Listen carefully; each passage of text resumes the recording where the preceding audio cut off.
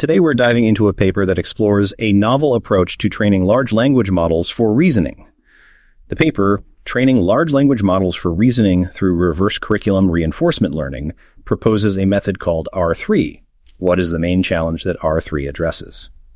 The core challenge in applying reinforcement learning, RL, to complex reasoning tasks is identifying a sequence of actions that lead to positive rewards and providing effective supervision for optimization.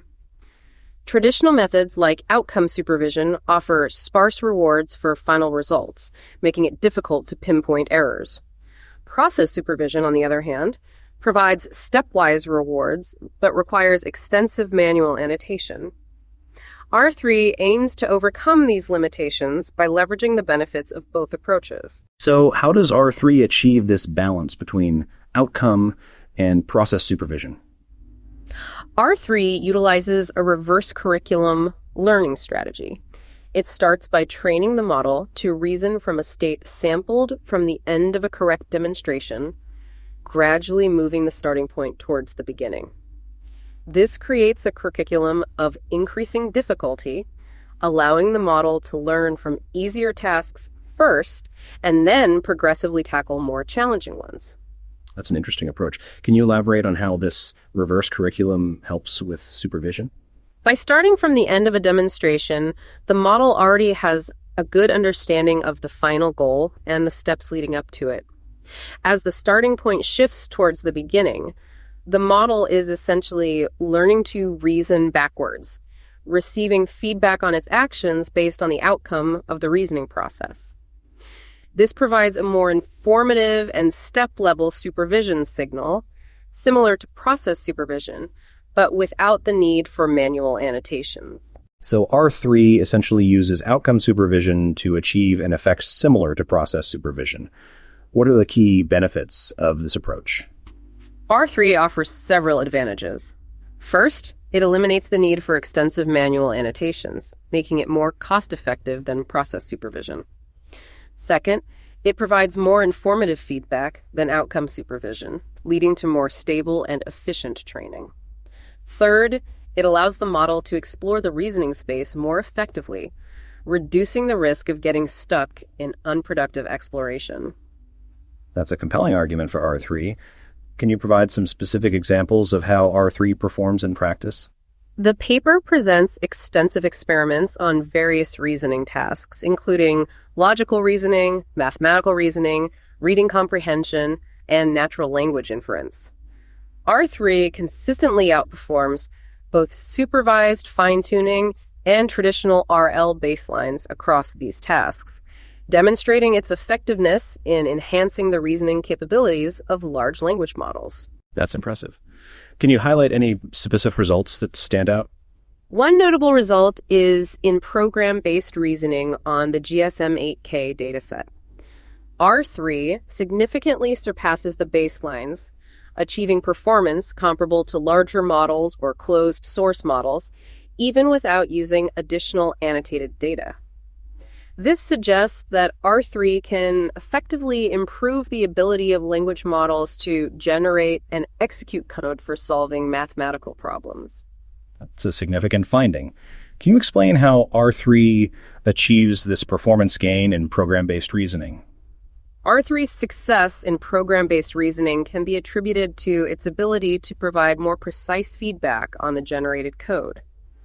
By starting from the end of a correct demonstration, the model learns to reason backwards, identifying and correcting errors in the code generation process. This leads to more accurate and efficient code generation, ultimately improving the model's ability to solve mathematical problems. It seems like R3 is a promising approach for improving the reasoning capabilities of large language models. Are there any limitations or challenges associated with this method? While R3 shows significant promise, there are some limitations to consider. One challenge is the need for access to at least one correct demonstration for each reasoning task. This requirement might limit the applicability of R3 to tasks where such demonstrations are not readily available. Additionally, the performance of R3 can be sensitive to the quality and diversity of the training data, highlighting the importance of carefully selecting and curating the data used for training. Those are important points to consider. What are some potential future directions for research in this area? One promising direction is to explore the use of R3 with larger language models. Scaling up the model size could potentially lead to further improvements in reasoning performance. Another area of interest is investigating the impact of training data with larger scale and diversity on R3's effectiveness. Exploring different data augmentation techniques and strategies could further enhance the model's reasoning capabilities. It's interesting to think about how R3 could be applied to other tasks beyond reasoning. Do you see any potential for extending this method to other areas of natural language processing? Absolutely. R3's core principle of providing more informative feedback through a reverse curriculum could be applied to other tasks that involve sequential decision-making, such as text summarization, machine translation, and dialogue generation. By adapting the curriculum and reward functions to specific task requirements, R3 could potentially improve the performance of language models in these areas as well. That's a fascinating perspective. Do you think R3 could be used to address the issue of hallucination in large language models? It's possible that R3 could contribute to mitigating hallucination.